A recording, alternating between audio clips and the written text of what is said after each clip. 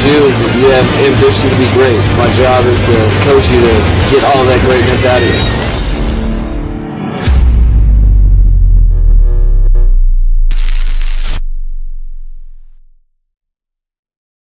What is good, Fin Nation? What's good? It's your boy Reason, and we are back here for yet another one. Go ahead, smash that like button. Subscribe if you're new. As you roll in here, we passed 8,500. We're at 8,510. And guys, officially, day one of camp is done. Day one of practice is complete. And as usual, like we've done the past 2 years, we're going to wrap up with every single report. I've got every single highlight clip for y'all put together. So we're just gonna go full blown head in, and I guess now we realize what Barry Jackson was talking about when he kept mentioning Wednesday. He wasn't talking about next week when the pads come on. He was talking about today. And yo, you got to check your pulse, baby. I mean, I am hyped, man. Like, guys, I know I'm gonna be live Saturday with you guys because they'll be they practice Saturday. Every day they practice, I will be live for y'all. Every single day, you can count on Reason being live around the same time, and we'll do the same thing we've done the last 2 years, give you the most extensive, in-depth training camp coverage that we can. So I've actually been talking to a few people that were at camp today and just checking on how everything went. So, I've heard some different things, but man, I'll probably post that stuff to the Patreon later, but very positive. There's a lot of positive stuff coming out of Miami Gardens today, and we got a lot to go over, man. We're going to go over every single report. I'm not going to go over I am going to go over it, but I'm not going to play McDaniel's media availability. Instead, we're going to play Tua's. We'll go over Tua's because Tua said some pretty interesting things. We're going to go over every single training camp report, Palm Beach Post, Miami Herald, Pro Football Network, everyone who was there today and wrote about being there today. We're gonna go over it. So we going in depth. I know I see StreamYard is having some connectivity issues right now, so we'll just have to bear those and work through them. Man, how hype were y'all when y'all saw that bucket throw come out from Tua to Hill today? Whoo! I don't know, man. I mean, you got to check your pulse on that one. That was unbelievable stuff, man. That was had me hyped up, that's for sure. Man, I can't believe we're already sitting here. Day one's in the books.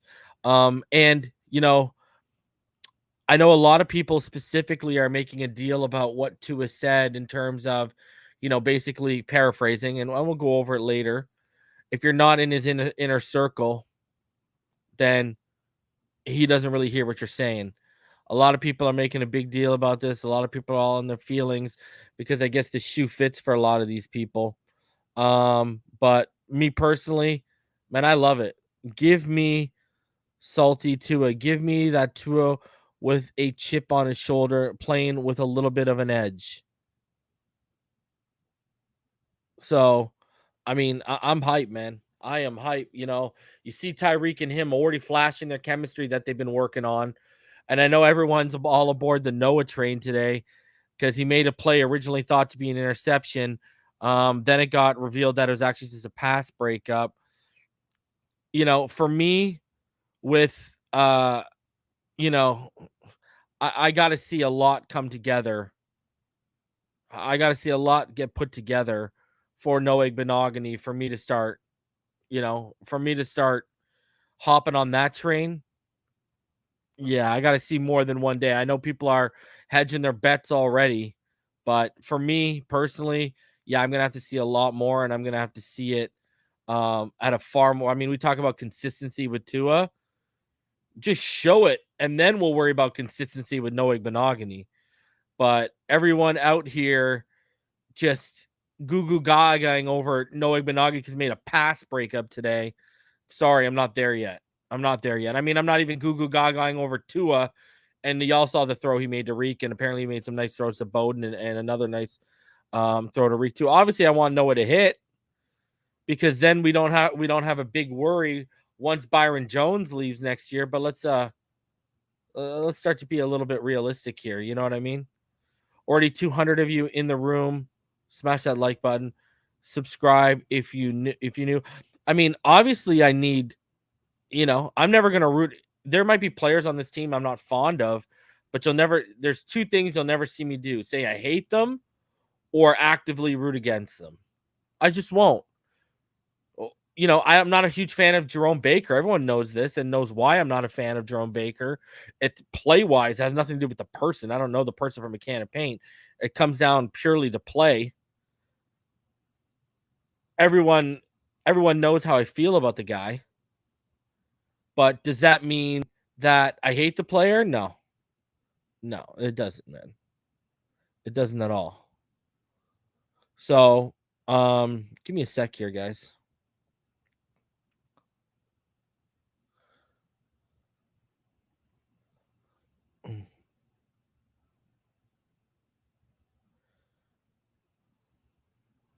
And I think something that a lot of people should actually be excited about today was what we saw what we heard out of Trill Williams. I mean, that CB4 battle looks like it's going to become something between Trill and Noah Igbinoghene, looking like Trill going to push him a little bit. And that is a very, very, very positive outcome. And that's exactly what we need right now. We need someone else. We need someone else to step up here too. Right? Because we got no depth. Yeah, Thomas, there's connectivity issues with, I just went straight off of, I got off of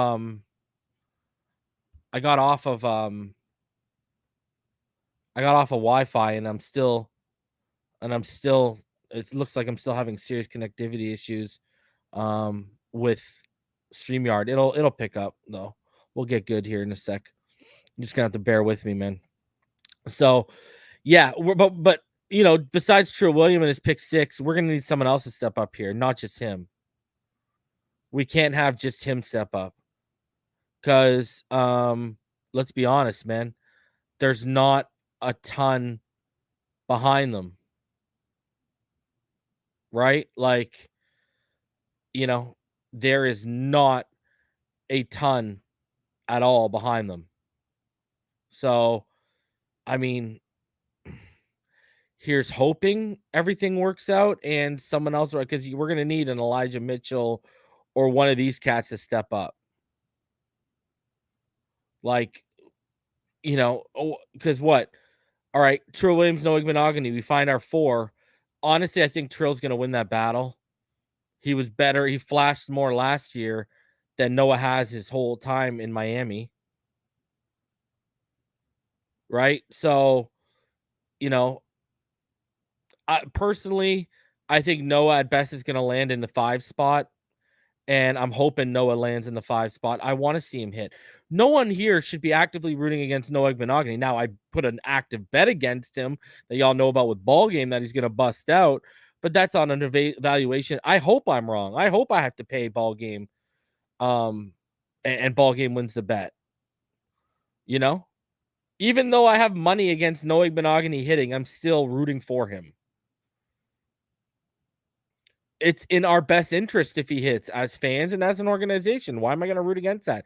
It's like I don't understand why people root against Tua. It's in our best interest as an organization and a team that man hits. For our draft capital, moving forward, for stability at the position. That's why I can't, again, I go back to Jerome Baker. Everyone knows I have my issues with Jerome Baker. Can't get off blocks. Can't play through traffic. Liability and coverage most of the time. People want to talk about a slow blinker with Tua. Look at this guy with his read and reaction ability. Okay, definition of a slow blinker at that position. All right, I got major issues. A lot of Jerome Baker, everyone looks at, well, you got 120 tackles. Okay, and 80 or 90 of them come 3 or 4 yards beyond the line of scrimmage. They've already got either a third or beyond a third of the first down required. And what's happening? The offensive, the blocker is letting Jerome off his block because the runners either made it to him or past him. So Jerome either's got to just get off and move horizontally or backwards and pursue. So miss me with the tackle stats, man. When the majority of that stuff comes around the line of scrimmage and behind the line of scrimmage, then talk to me. Right? But I won't root against Jerome. I want Jerome to get better every year. I wanted Jerome to turn into that Mike we needed, even though I did a film study 2 years ago, literally in my first year with this channel. I did a film study on Jerome Baker and explained why he was not a Mike. And I explained he was best used as an off-ball blitzing linebacker. Lo and behold, after the Jaguars week, boom. If you go watch that video, they started using Jerome Baker exactly how I said to use him. And they've been using him ever since like that. Well, I mean, at the beginning of every year, they tested. They add more responsibilities that they wanted to complete, but they always ended up coming back to the off-ball blitzer, right? His biggest strength is his speed and his athleticism, his pursuit speed and such like things like that. But I don't root against the guy. We need a Mike. I need the guy to hit. You know what I mean? So we'll see how it goes. I'm not rooting against Noah Benogany. I'm a little bit more of a real. I mean, people want to try and label Tua a bust. What the hell does that make Austin Jackson and Noah Benogany? The worst football players who have ever lived? Someone explain that one to me.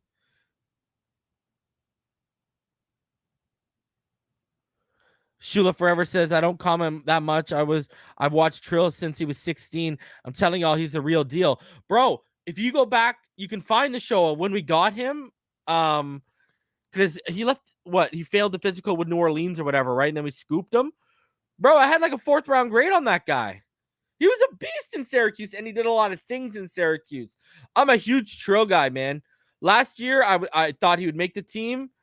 I'm a huge Trill Williams guy. It continues. Even when I've talked about that cornerback depth right now, he's one of the few names I've mentioned as actual depth. I think Trill is a very talented individual, and the fact that he failed that physical and we were able to scoop him, thank God. Trill can play safety. He can play corner. He can play everywhere, man. Trill is that dude.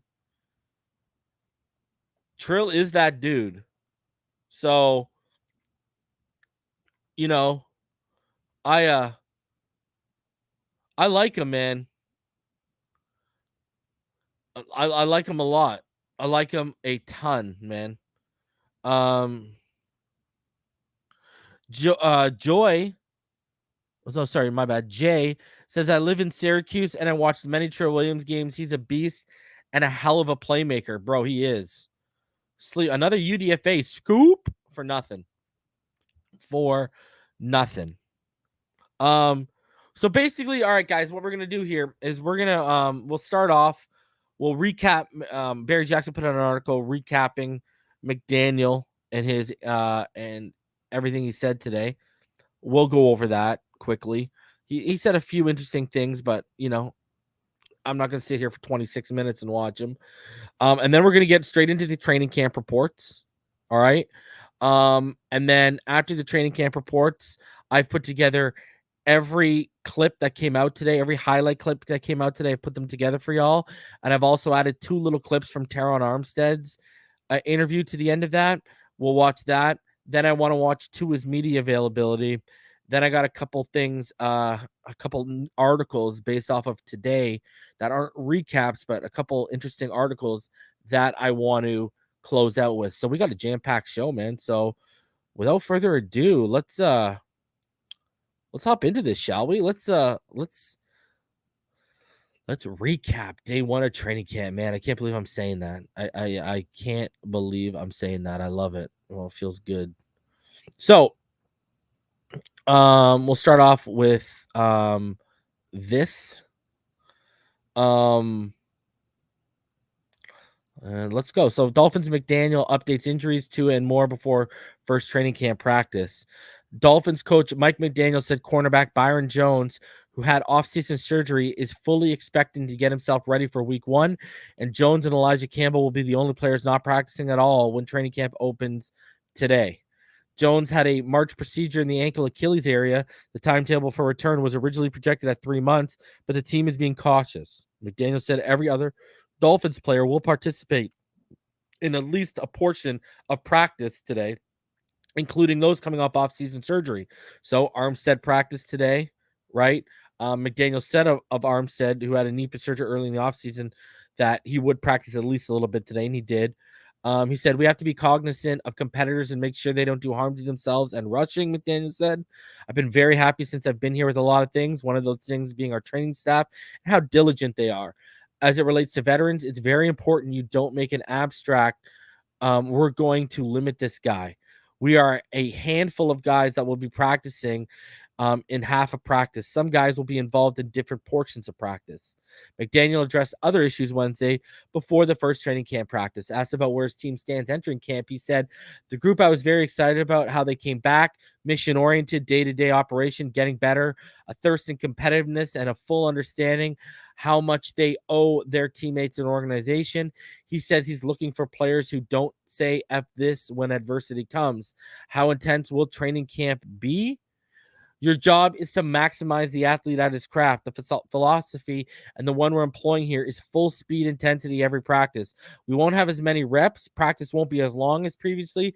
There's no such thing as going through the motions. See, I talked about this with someone today, and what I like about this is you can tell, I think practice ran 80 or 90 minutes today.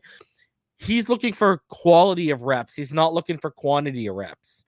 You know, he doesn't care if we're going to get in 500 reps, where if 200 of those are only good, he'd rather just do the practice of the 200, right? And another thing I've noticed too, you know, he's talking about the veterans. We just covered it right here in this article.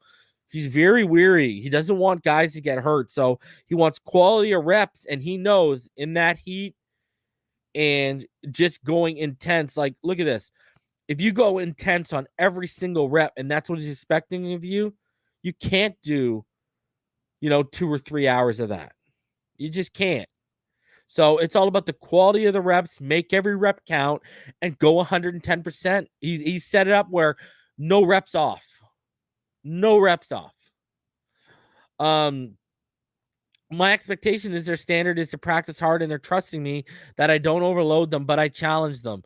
I'm not in the business of making players worse. Asked if he shares his personal journey with players, McDaniel said, it's important from connection purposes to share things so they can get to know me and they have that experience. There's some vulnerability in that which players expect. What's the message for Tua Tagovailoa about approaching camp practices? It's deliberate intent on each player. He put in more time this offseason than he has with football. What I really want to see from him is super hard on himself, which is a good thing, but anything in excess is not a good thing either. He holds himself to a high standard. I don't want that to impede when things don't go the way he wants. I don't want that to impede the next play.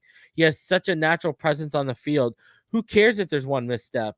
Those short-term memories is what can really work on in training camp and moving forward as a leader of our team. And you see it in every sport, right? Baseball, right? If you're a pitcher or if you're a hitter, right? You struck out last at bat, you got to shake it up once you step into that batter's box the next time. If you're a pitcher, you just gave up a game-tying home run in the bottom of the ninth. You got to shake it off, and you got to take the next guy if you're not pulled. All right, if you're not pulled. A goalie in the NHL, let up a bad goal, you got to reset. You got to get that, and you got to push that out. Same thing with a quarterback. You have a bad play. Same thing with offensive linemen. You get beaten a rep on the offensive line, you got to wash that play out, and you got to be better on the next rep and not get beat the next rep. Right? Football is in multiple positions, corner, right? There's a lot of different positions on the field where, you basically got to have a one-play memory. You have, you got memory for only the play you're playing. You don't think about the play before. You don't have memory for what you might be running next. You just exist in that one play. On cornerback Noah Monogny's chance with Byron Jones out for now, it's a tremendous opportunity. It's what the team needs to be, the team we want it to be. The people recognize each and every rep like an opportunity and use it to their advantage and use it to your advantage. More reps against Tyreek Hill hasn't hurt anybody unless they have confidence issues. You are on an island as a corner. You have to have a short memory. The opportunity is only going to help him. And I mean, we saw Noah Benogany made something of it today. Now, every rep Noah had today wasn't out of this world. I want people to recognize that too. On cornerback, Noah Benogany's on his opportunity with the Dolphins, you're in this position you've worked for your whole life, and a lot of times against all odds, and you get there. Now it's time to depend on everyone else. That's something no head coach is able to have success without an immense amount of people you're depending on. McDaniel said he won't decide the team's captains. The point of the captain is to be a leader on the field for the other players. I appreciate democracy in general. The players are the best ones to tell you who they want representing them. We'll do that after we set the 53-man roster. There are a lot of possibilities. I see the cream rising to the top. I mean, if you want my early prediction, I think we're going to have 2 offensive, 2 defensive, and 1 special. I think it's going to be Tua and either Tyreek or Teron Armstead on the defensive side of the ball. I think they're going to vote Landon Robertson because everyone looks at him as a leader. But I think the other one is going to be, I think Christian Wilkins has a shot this year at rocking that C. And I think Javon Holland's another guy who's got a shot at the rocking the C. And then for special teams, obviously, I think it's going to be like Sanders or Morstead. He said the signing of receiver Mohamed Sanu is an opportunity to add a veteran. I know a physical player who has passion for the game adds value. I told you guys yesterday, stop just looking at San Francisco. You got to look back and start looking at Atlanta too. And you'll see that when we do my film study on what we can expect from this offense, which will drop before our first preseason game. On Tyreek Hill, praising Tagovailoa repeatedly on his podcast in recent weeks. And if you watch the interview, McDaniel had a smirk on his face when he's talking about this. As a coach, you really appreciate when people believe in each other. If not the number one, he's up there with the most competitive players I've been around in my life. He's brash, extremely convicted, and competitive, and that's his driving force. If Tyreek is saying it, it's because he believes it, and I've been trying to tell y'all. This is beyond the point of just propping up his quarterback, beyond the point of him trying to get targets. We're beyond the point of building confidence. Tyreek believes this, man. I'm telling y'all. You can hate on him. You can say what you want. Tyreek believes what he's saying. They're developing a great relationship and rapport. Tyreek believes in his quarterback, and that's a good thing. Another note, the Dolphins signed cornerback Tino Ellis, according to his source, undrafted out of Maryland. Remember, he played for the Dolphins in 2021, but was on the practice squad and didn't appear in a game. So he played for the USFL, their team in Michigan. So, yeah, it's about a 26-minute interview. Go check it if you haven't seen it. The media availability of Mike McDaniel, it's about 26 minutes. But those were the main points of it. So good stuff there. So let's get into training camp. We're going to start off with Pro Football Network. Adam Beasley was there. We're going to start off with him. We're going to see what he said in regards to it, and then we're going to get into every other outlet that was there. So the Miami Dolphins opened training camp Wednesday, going through a brisk workout under the leadership of first-time head coach Mike McDaniel. Here are the biggest news, quotes, observations, and takeaways from day one of the summer. All eyes on Tua Tagovailoa. Dolphins quarterback Tua Tagovailoa's morning practice field was brief and relatively uneventful. Over the course of just 80 hot minutes here Wednesday, Tagovailoa was asked to throw the ball just a handful of time in team drills and not once downfield. He unofficially completed 3 of 5 attempts for roughly 30 yards and had 2 design throws blown up by pass rush pressure. He nearly had a pass intercepted by ascending cornerback. They use the word ascending now. Noah Benogany. Oh my God. Makes one play and now Noah's ascending all of a sudden. This is hilarious, bro. Oh my God. It was you better send Tua a thank you card. You make one play on Tua and you're ascending now. It was a run heavy installation day for the Dolphins offense, and by our rough estimation, Tagovailoa got fewer passing chances than his backup Teddy Bridgewater. But with Tua, the evaluation is never just what he does, it's also what he says.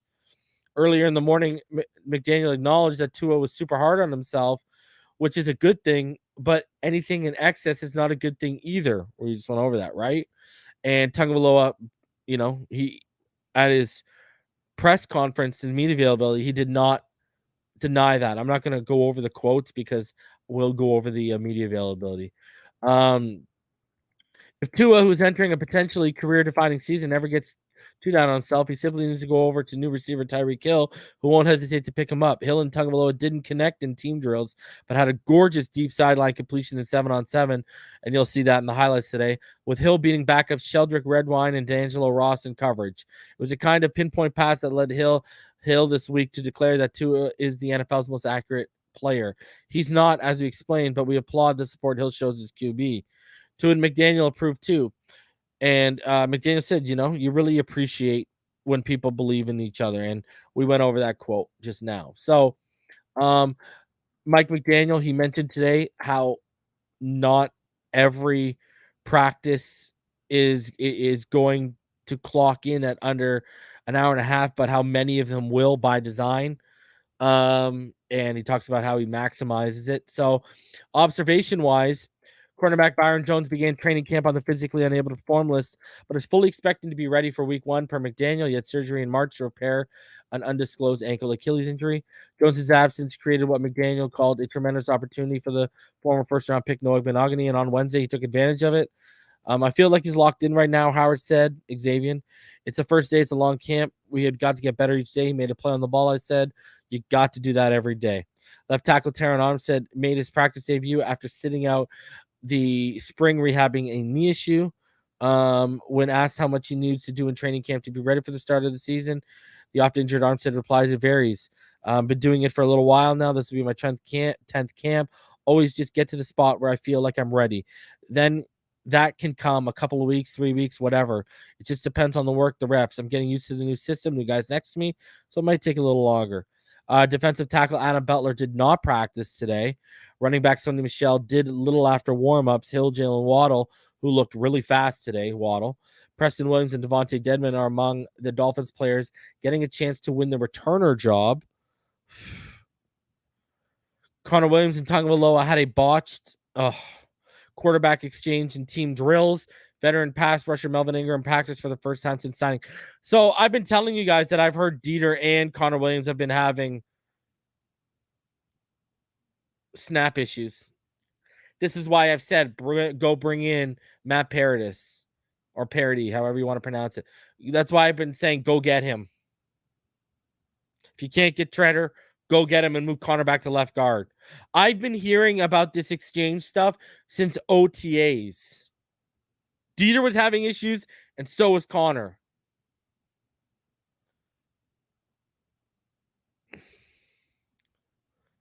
I'm not a fan. Not a fan. Clean it up. Seriously. There's options available right now. Listen, they're not overly sexy, but they'll get the job done. Matt Parody, go ask Philip Lindsay how much he respects him for what that guy did in the outside zone scheme in Denver for Philip Lindsay.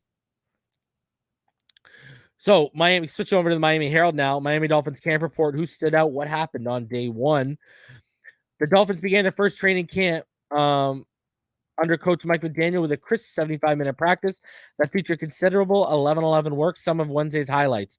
Tyreek Hill, who had 2 chunk plays on throws from Tua Tagovailoa. On the first, Hill hauled in a 15-yard slant and scampered past defenders for a long gain, which might have gone a touchdown in the game. Yeah! Already, that's short to intermediate level. That's what I need, baby. Woo! Hill turning slants into touchdowns. Let's go. On the second, Tagovailoa threw a beautiful 30-yard sideline completion to Hill. Tagovailoa also completed a 15-yard pass over the middle to Jalen Waddle. The Dolphins are definitely going to seize on matchup advantages in the middle of the field. I love hearing that Tua is making things happen over the middle of the field with that slant, with the 15-yard pass to Waddle. Oh, baby, the outside zone is opening up the middle of the field, and Tua's making the throws. Let's go, baby. Let's go. We know how much he struggled with those dagger throws last year. This year, he's going to eat on that middle of the field, baby. I love it. Let's go. Noah Benogany, who deflected a Tagovailoa pass intended for Hill, and Trill Williams, who picked off Teddy Bridgewater and returned it for a touchdown. Benogany and Williams are competing for the number 4 cornerback job. Both had good days on Wednesday. Trilla. Let's go, Trill. I believe in you, Trill. Jalen Phillips, who had 2 would-be sacks of Tagovailoa, and Christian Wilkins was strong against the run. What have I been saying, bro? I know people are out there trying to steal my Jalen Phillips takes now, but I've been telling y'all for quite some times, Jalen Phillips, by next year, that man is going to be a top 10 edge rusher in the NFL. I've been saying it. When everyone was afraid, a lot of people in this community were afraid of him coming out of Miami because of the injury history. And I was like, yo, man, if this guy's healthy, he's that dude. I remember all the people. It wasn't just one person. It was a lot of people. And Jalen is that dude. And you all remember my scouting report. Not only did I rave about him, but because I didn't know about Ojulari's injury history, I said, if Phillips wasn't injured or Ojulari and him both had a similar injury history and concerns, Jalen Phillips would have been number 1 in that on that big board. The only reason he was not number 1 on my big board was the injury concerns were there for him, and I didn't know how bad Ojulari's combine checkup was. No one knew at the time. So, and you're seeing Jalen Phillips had a better rookie season than Chase Young on less snaps. Holla at your boy. I've been telling you. I remember when I told EM. I'll tell you all this. I think Jalen Phillips is going to be in the conversation with Nick Bosa and Myles Garrett in 2 years.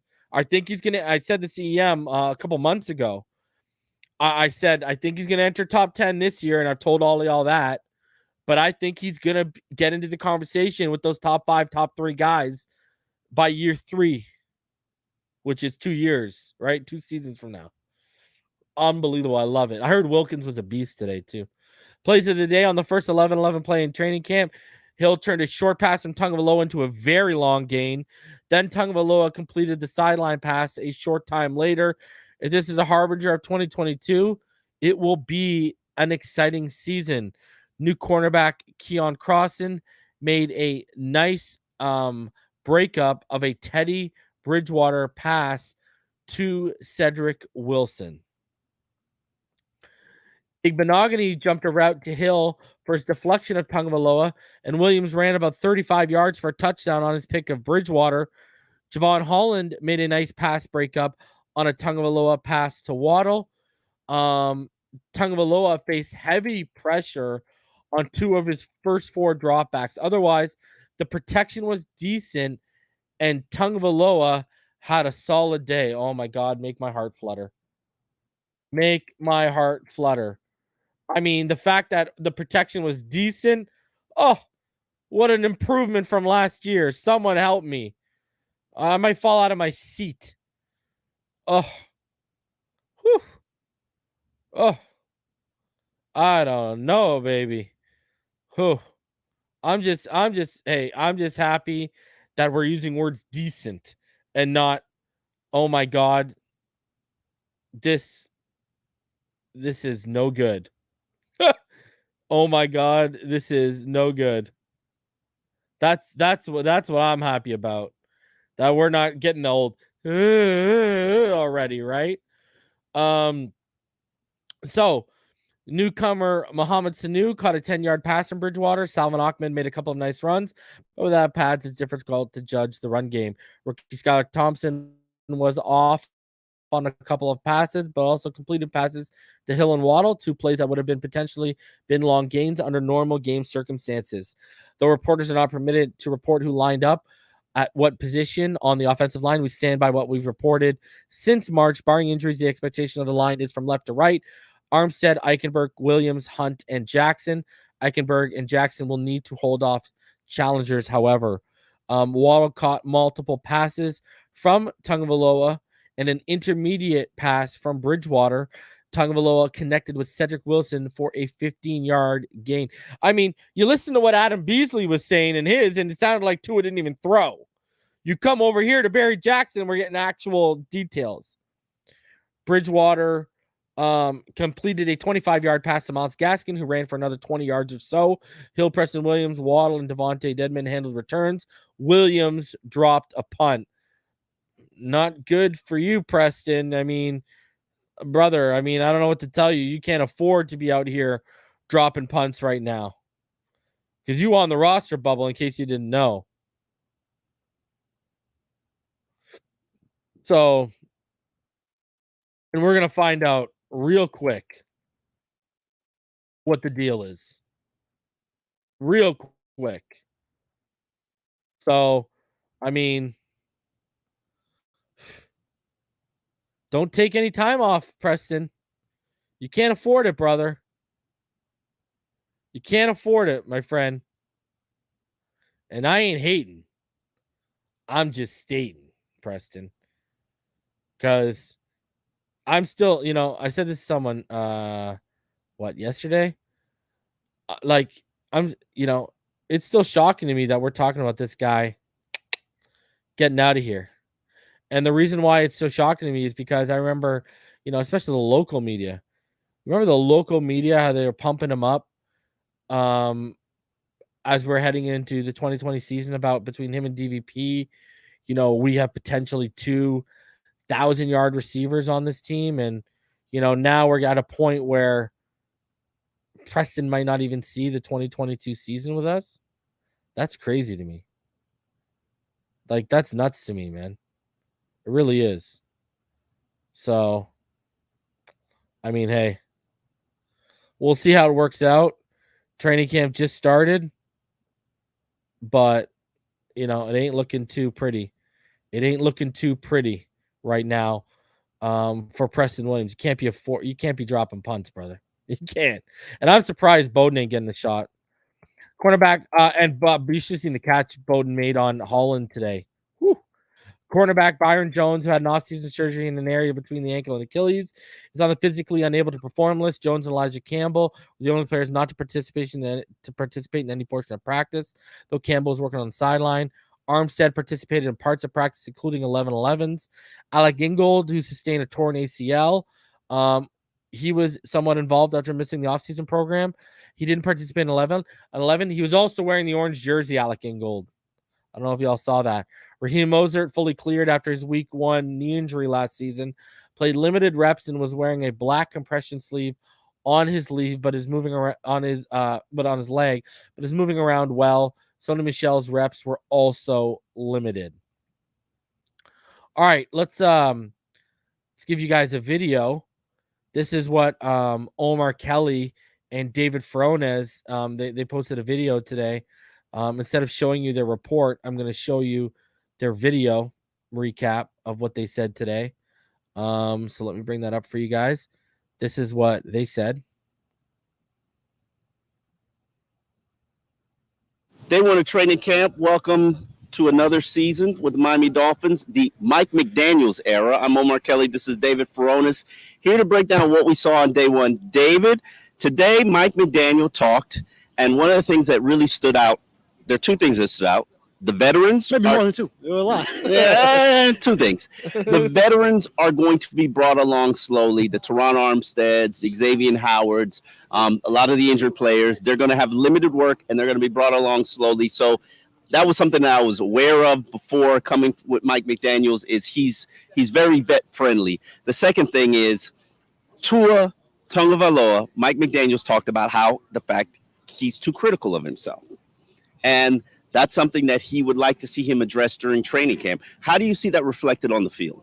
And is he too critical of himself, or is it just the right amount? I mean, he said he is critical of himself, and to what he kind of is, he's said in the past he is sort of sometimes his harshest critic. And although he has a lot of critics and analysts and social media, and he'll call him out here when he has a good practice, throws a dime like we saw in today's practice to Tyreek Hill. That was a nice start to things to get a throw like that in there.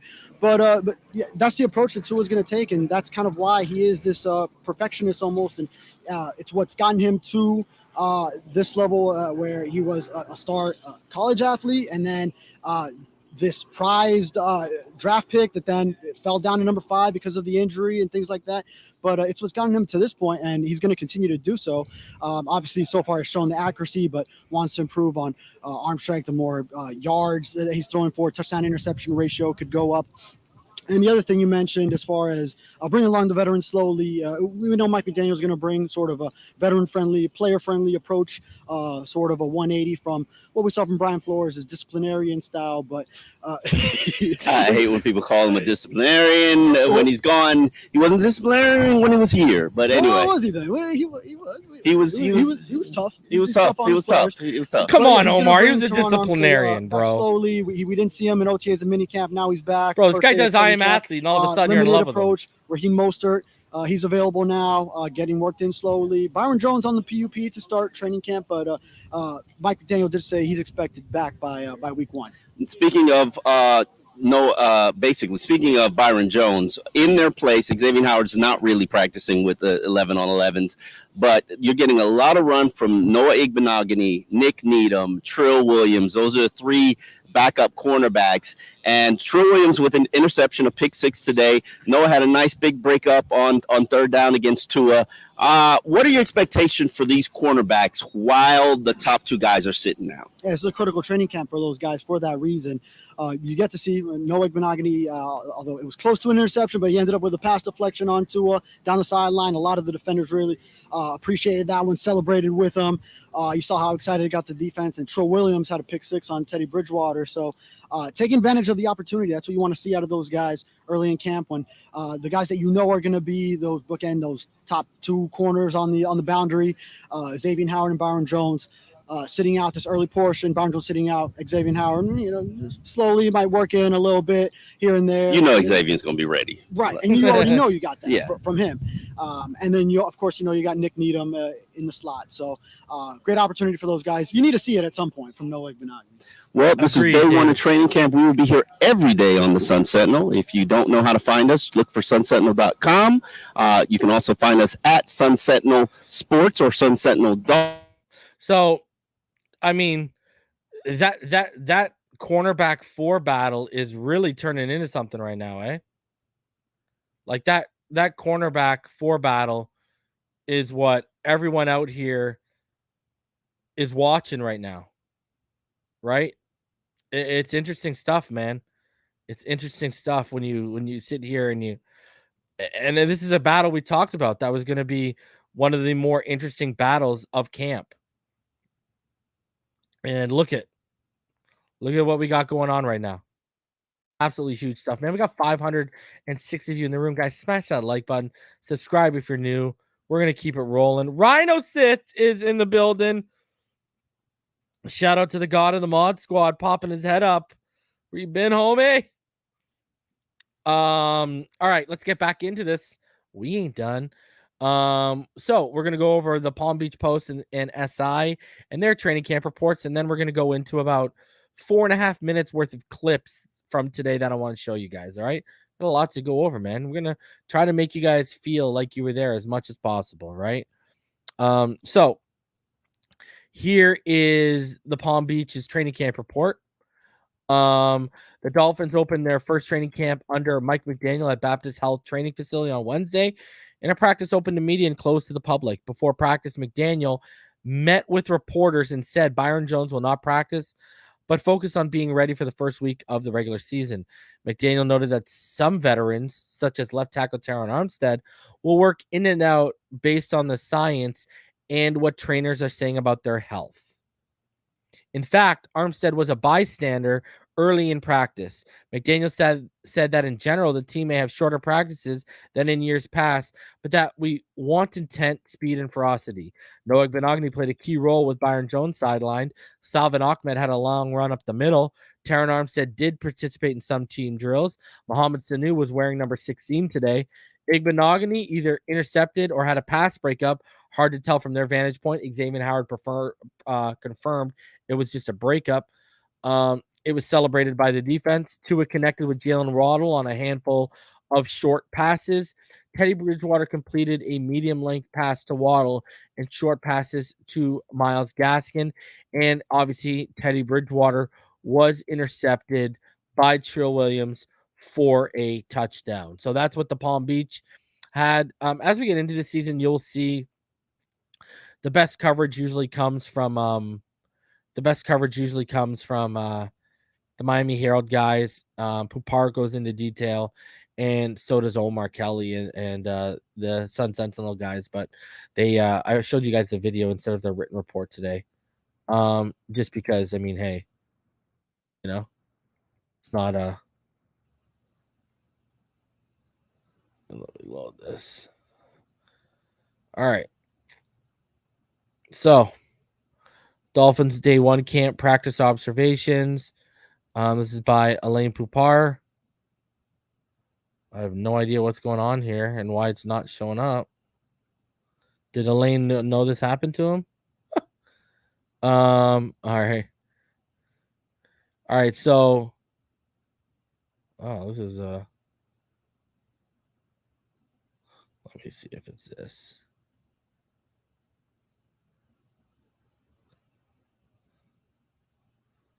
All right, this should work now.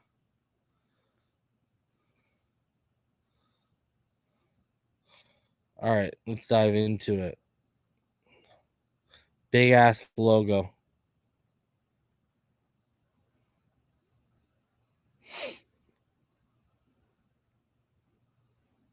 Bro, the SI site, unbelievably whack.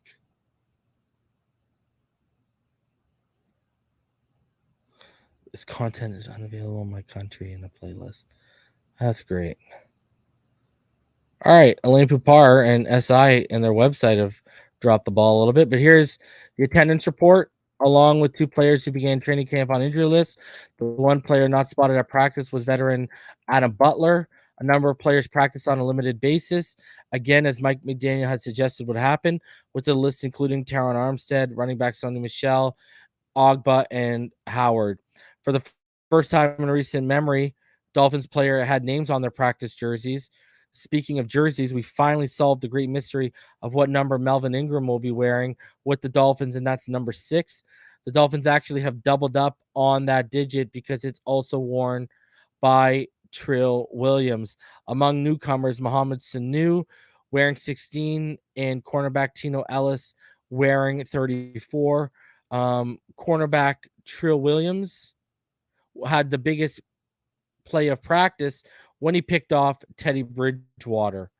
Edge defender Jalen Phillips was a factor in the pass rush, getting into the backfield twice on plays that might have ended in a sack in an actual game. This will come as great news. Noah Benogany batting away a Tua Tagovailoa pass intended for Tyreek in one-on-one coverage near the sideline. The enthusiastic reaction from Dolphins defenders on the sideline was cool to see. Rookie 4th-round pick Eric Ezukama had a nice catch over the middle and ended practice with a leaping grab on a deep pass from Skylar Thompson near the sideline, though it was impossible to tell whether he came down with it with the ball in bounds. See, now Elaine Pupar telling us Eric Ezukama showing off, right? We hadn't heard that yet. QB watch, because it's training camp. We need to talk about the quarterback performances every practice. Tagovailoa's first pass was a nice completion for Tyreek Hill. That would have gone for about 15 yards, but there weren't many other highlights in team drills. He did have a nifty over-the-top corner throw to Hill against 2 defenders, but that came in on 7-7 period. Bridgewater had the most impressive completions in team drills, including throws to rookie 4th-round Eric Ezukama. Braylon Sanders, there's that name. I'm telling you, that kid, get him on the practice squad. He might be something, Braylon. Over the middle, but in addition to the pick 6 he threw, he also lofted a soft pass in the direction of Cedric Wilson that allowed Keon Crossen to bat the pass away when Wilson appeared open. 7th-round pick Skylar Thompson had a pretty uneventful day. His best throw was a completion over the middle to Waddle. Even though the Dolphins haven't practiced since early July, Ingold practiced in the prestigious orange jersey. It was a nod to the rehab work that allowed him to avoid starting training camp on the pup after he sustained a torn ACL while with the Raiders last November. The recipient of the orange jersey, usually given for best performance in previous practice, gets to choose a music selection to be played. I think tomorrow you're going to see Trill Williams is going to have the orange jersey. If I had to put my money on someone, I would probably put it on Trill Williams. It makes probably the most sense after that pick 6. So, I mean, and it gives you like another it gives you another way to push Noah Benogany a little bit, right? So, all right, let's get into highlights, including some Taron Armstead clips I want to go over in the highlights. And then let's go over Tua Tagovailoa's media availability. All right, and then I got a couple other things I want to go over here too. So, let's get into this. We will start off with the camp highlights. And these are all from today. All right, let's do this.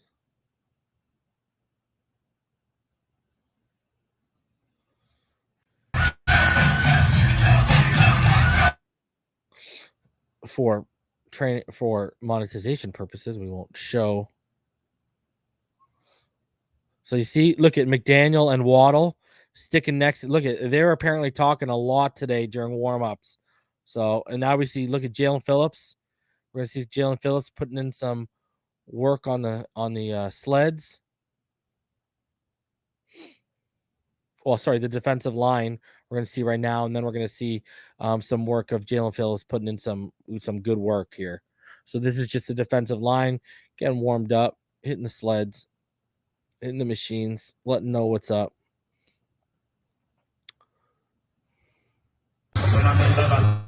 Yeah, we're not going to get that hit without monetization. All right, here's Jalen Phillips now, putting in some work.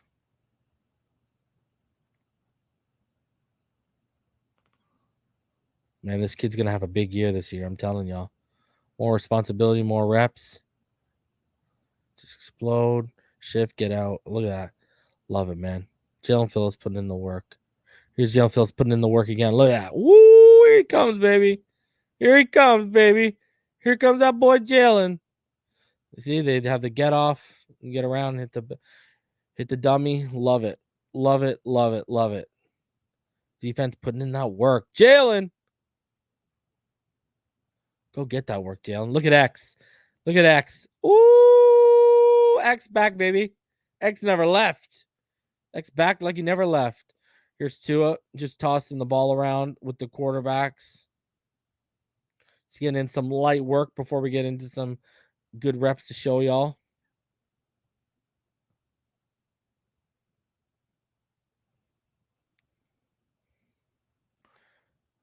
Look at it.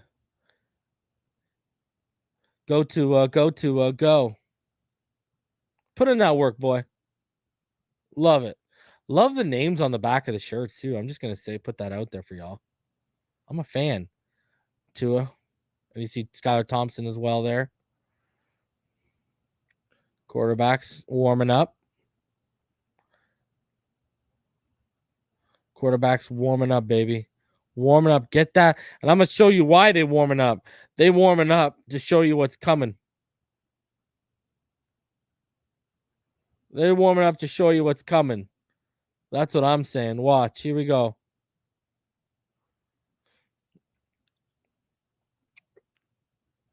Just some, again, just putting in that the quarterback room, the quarterback group, putting in that work. Tua, Teddy slides in, and here it is. Look at this absolute dime, baby. Ooh, let's bring it back. You know I'm bringing that back one time. You know I'm bringing that back one time. Don't play with me. Look at this absolute dime. Then we're going to get into Taron Armstead. Look at this. Look at this. The chemistry, the timing, they built it. That's why they've been putting all these work. Look at Tua out here making Tyreek look right on day one when he talks about his accuracy. Look at that throw. Absolute money. That is money. Now let's get into Taron Armstead. It was great, man, being back out playing football. The game we love, the game we enjoy. It's feeling real good. Just getting in the rhythm, getting the play call, getting up to the ball, and then just trying to execute as fast as we can. This is Taron Armstead talking about being back. It's kind of like the first day of school. You don't want to get too excited, but you also want to start off with some good intensity. How do you balance that? Definitely excitement, man, all the way up. The excitement level is all the way, probably all-time high, really.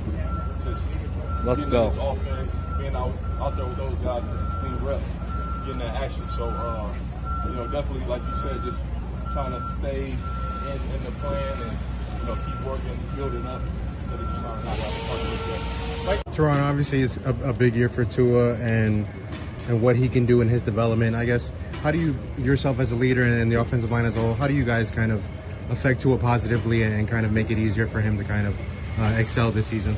It's a big year for all of us. You know, we're all looking to improve, get better, extend our careers. And with that, with Tua being our leader and being our nucleus, you know, we can all help him, he can help us. So there's no added pressure on Tua. The protection has to be better for him, and it will. He has more weapons now than he ever had. We're looking knows what's up. It's just day one. You know, we got a long way to go to become what we see the potential to be, and it takes everybody. It's not just one person. I mean, there you go. Turn Armstead told y'all, he identified how bad the protection was that last year. He said, you know, it's going to take all of us, not just one person. Absolutely love it. So shout out to Taron Armstead, man. Feels nice to have a franchise left tackle. Feels nice. Feels nice to have one of the best left tackles in football, too. 535 of you in that room. Smash that like button. Subscribe if you're new. You already know what time it is. Let's keep it rolling, man. Let's get into Tua Tagovailoa's media availability from today. I want to play this because he says some real interesting things. You got some people in their feelings out here, and I love every minute of it.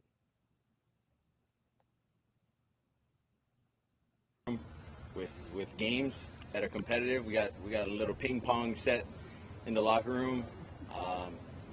We got some darts, we got some cornhole, and they also have like a half basketball court, shooting only, obviously, because we don't want guys getting hurt. But you know, I think it's really cool as far as the bonding time that we get with one another throughout this training camp. Who's got the best shot on this? I'm not too sure. They say the receivers are the best shooters on the team, but I don't know. They haven't seen the quarterback shoot. Ooh! Oh, well, I haven't seen too many guys playing on the dartboard, so I got to say something about our team. I don't know if we're a good dartboard team. So now he's being asked to describe what that means about how Coach said he can be hard on himself. Yeah, I would say that being hard on myself has always been a trait, and I think for any competitor, that's the way we've kind of grown to become as professional athletes. I think everyone's hard on themselves at a certain extent, but for me, I know my capabilities, and so when I'm not playing up to it or living up to it, then it gets frustrating. And you know, I think everyone on the team feels the same way when they don't do their job the way they're supposed to do it, because overall it either benefits the team or it doesn't. So I mentioned that they don't pressure on you, there's no pressure on you, but do you feel pressure on yourself? I would say I never put pressure on myself, but it comes with the position. Pressure's always there. Playing this position, you know, and playing in the NFL. You know, I think for any professional athlete, everyone can attest that, you know, it's unadded pressure. We put that pressure on ourselves to compete every day, to be the best, to do things the right way, and to try to do things the right way consistently. There's that word, consistent. I mean, with what Coach Mike said, I'm always hard on myself, so I will never say I had the best practice or it was a great practice. You know, I think overall it was a good first day of practice. Obviously, there's things that we can work on, but you know, it's the best when you get to come back. You get to get back out on the field, throw to the guys, see coverage again, get back into the groove of things. I think once you get into your rhythm, that's when things start to click on both sides of the ball. So we heard Mike say he was impressed with the attitude and energy people coming back from summer break. What have you noticed about that mentality coming off of that long break? Yeah, I think everyone's excited, but I think one thing's not to be lost in translation. A lot of guys were working throughout the offseason. Yep. You know, I'm not one on social media, but Coach had he had a presentation he shared with us yesterday, and I mean, he took a screenshot of everyone that posted their workouts, and you know, he showed all of them, and it was dang near half the team. I wasn't on there. because I guess I don't take pictures enough to post them on my social media. So, Couldn't lift one from Nick. I wasn't really training as a. Plenty of social media love. I think it's more Tyreek from what I hear. Oh, he just asked between your training and Tyreek. You get plenty of social media. How would you feel about captaincy this year? Say what? Captaincy. How would you feel about being a team? Now he's being asked how to feel I about being a think team captain. When it comes down to it, whether I go up to speak on behalf of me wanting to be a captain, or the team just voting and there's just candidates, I think it comes with my position to always be a leader. And for me, I've always said that I'm not the kind of person to get in the front of people and scream and lead in that way. But I try to lead in my actions, and try to lead in a way that helps our team get better, and that's by growing relationships with the guys. And then it also helps, when we're being able to compete, in ping pong and cornhole and all these other games that we have in there. What's it like? I wonder why you sound so much more open to being a team captain this year than he was last year. I wonder what the difference could be. Huh. Such public support from Tyreek. It doesn't like go all over the place, just blowing up. Yeah, it's cool. Tyreek is someone that has established himself in this league, and to have the support from him means a lot. I'm glad to have him as my teammate. And your friend. The benefit of Jalen having him in this offseason. Have you seen any growth or things that Jalen's picked up playing next to him so far? Jalen playing next to Tyreek? Yeah. Well, I think all the guys picked up on something little from every person that has come through the building with us. With Tyreek's not one to think he knows it all. Guys that are way younger than him, he takes advice from them and he asks them questions, and I think that's cool. And he creates that atmosphere for everyone in the receiver room that, hey, you're never too good to not take, coaching from even Humble. your guys. Tyreek a leader, man. How much confidence do you get from a guy that can kind of win so early, and how much does it help you anticipate earlier in your progression? I think our throws are always dependent on the coverage. Good question by It was Travis. man, they tried to spin the coverage, running, I think it was some kind of lurk coverage. We spotted it, and I knew Tyreek was one-on-one outside, give him an opportunity, and he made the play. Woo! Tua reading the defense.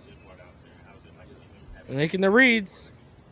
I think it's amazing having Teddy. I've been very fortunate to have guys that are a lot older than me, more experienced than me in the room. My first year with Fitz, my second year with Jacoby Brissett, and then now my third year, I get someone who's relatively close friends with Jacoby in Teddy. So, I think it's cool. You can learn from everyone at anything. So, it's been good having Teddy. Best backup in football. The word gets back to you. Are you like this again, or what does he say now? And I guess, what do you feel in the reaction to when you hear things that he says about you positively? Well, I would say that's just Tyreek's personality. Tyreek's gonna speak how he feels at that very moment, and he just believes what he says every time. If he feels he's the best at this, he's gonna let you know.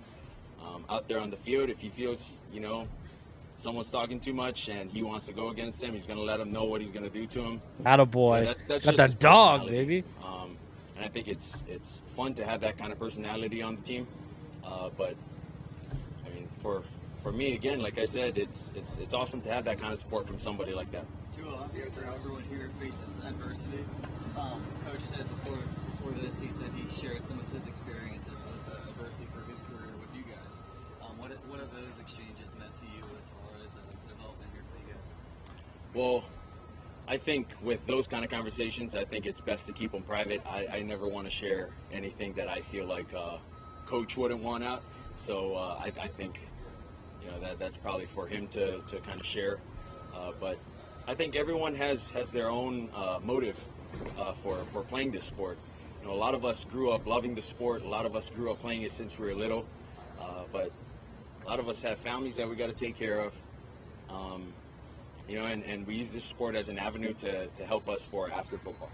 Well, how new does all of this feel? This training camp coming in. I mean, new offense, new teammates. You know, like, I know there's new teammates every year, but it's a lot. Yeah, I think every year feels like a new year, but football season never feels like it ends. You know, just off season, you're training. Even when you don't want to train, you got to go do something. You know, paddleboard or play something to keep active. But to me, every season feels like a new season. So what kind of foundation, as you guys are picking up this new offense, what kind of foundation did spring practice set for you guys to start in training camp? I think it set a really good foundation, and it helped that a lot of the guys showed up to our OTAs. We got to really work on things that out here would probably not look as good if guys didn't come out to OTAs.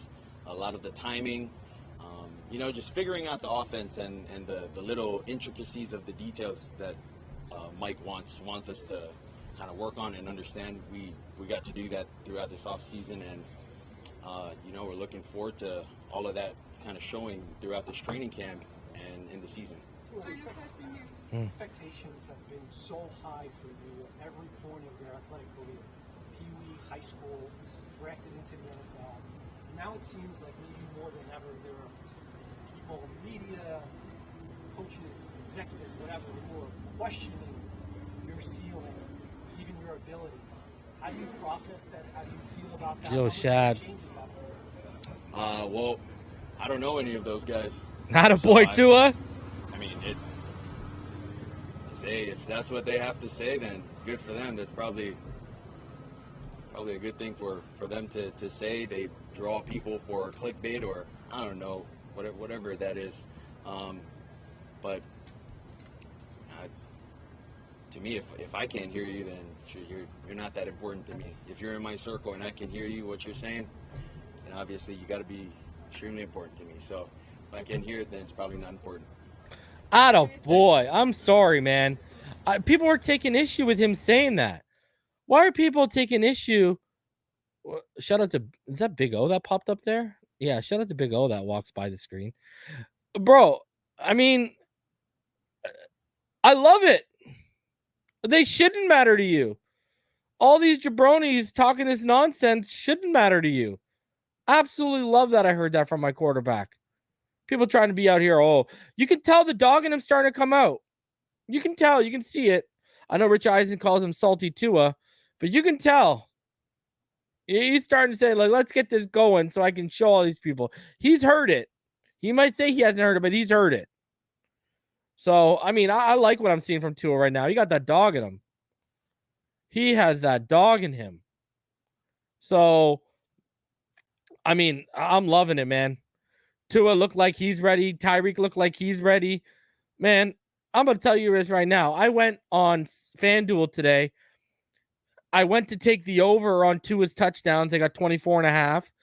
I went to take the over on Tyreek's yards. It was 1,025. And I went to take the over on Waddle's yardage. I think it was 975. $100 is only winning me $89 on each bet. So I didn't make the bets because A, I couldn't parlay them, and B, I'm going to bet 100 to make 89. You know, because they're going to happen. We legitimately have 2,000-yard receivers in this building right now. Legitimate. And Tyreek, keep motivating him. This guy going to go out there, put up 1,500 yards. Waddle out here going to go put up 1,100. Now we got 2,600 between the two of them, meaning between Gesicki, Cedric Wilson, Eric Izukama, whoever else makes the receiving cord, Durham Smythe, Hunter Long, and our backfield, Tua only has to put up another 1,600 yards to hit 4,200. Bro, it's happening this year. Because don't think Tyreek hasn't taken Tua and said, yo, they're doubting me, saying Mahomes made me, and they're doubting you, saying that I'm going to be worse because I'm playing with you. Let's go show them different. I'm going to tell you this right now. I'm telling you this right now. Call it whatever you want, gassing him up, hyping him up, whatever. Tyreek bringing that dog out of Tua because he's saying they doubting us, boy. They think we can't do this. You watch. Everyone knows my expectation. At minimum, he needs to enter the top 12 conversation this year, Tua. And I look around him. If that offensive line holds up, because I got some information from today, I'm probably going to put it on Patreon tonight. If that offensive line holds up, oh boy. And all we need is, 32nd ranked offensive line last year. All I need you to get is around 20, 18 to 22. Fall there. Run game, all I need you to turn into is a top 20 run game instead of one of the worst in the NFL. If you give me a top 20 run game and you give me a offensive line hovering around 20 from 18 to 22 area, we rolling this year and we winning a playoff game. You can bet your bottom dollar.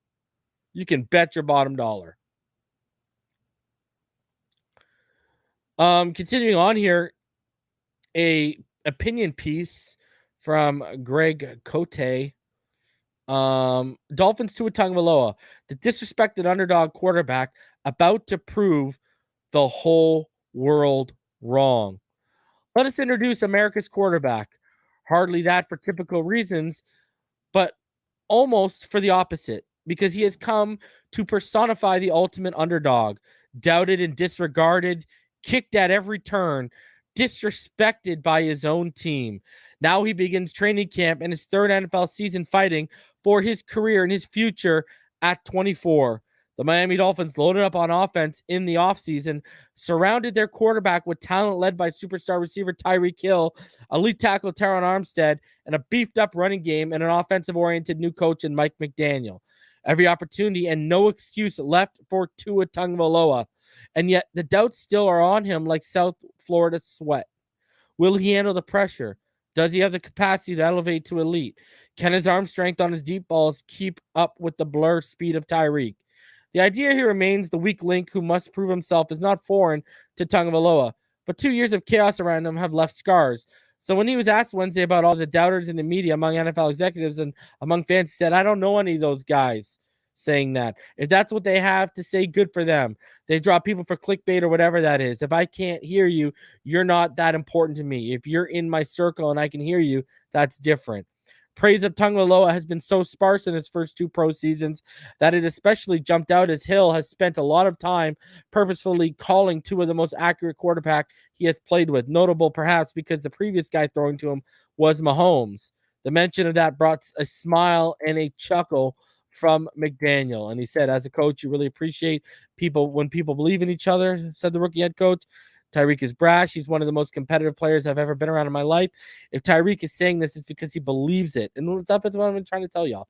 He understands that's an aggressive. I do understand that's an aggressive statement, but Tyreek believes in this quarterback. That's a good thing. Because Hill is one of those people Tagovailoa can hear, it means something to him. It's cool, Tagovailoa said. I love being one of his teammates. Tua is no physical specimen at 6'1" or larger than life in other ways. He did not swagger into training camp impersonating Nicolas Cage and Con Air like Aaron Rodgers did. He exudes no star power. In its place is a reserved personality, at least to the media. His rookie year was spent still recovering from a crippling hip injury, working behind an awful offensive line and pulled too soon too often for backup Ryan Fitzpatrick.